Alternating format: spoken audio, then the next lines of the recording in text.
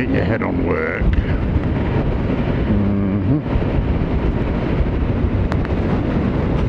Fucking hell! You fucking dickhead! The fuck are you doing? That guy is staying a good 300 meters behind me constantly. He's not interested in coming anywhere near me. You know that he can be berated. After 5 years on a bike, that's my first proper SMIDSY.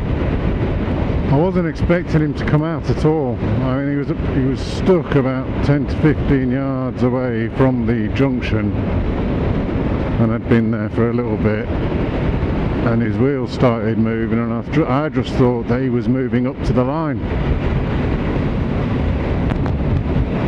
No,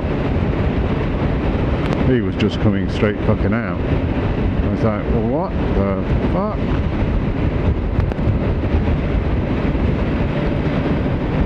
Interesting that my reactions are to focus on making sure I'm out of the way and then berate the twat afterwards once I'm safe.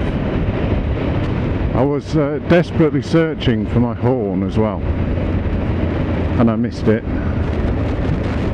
I had to concentrate on getting out the fucking way.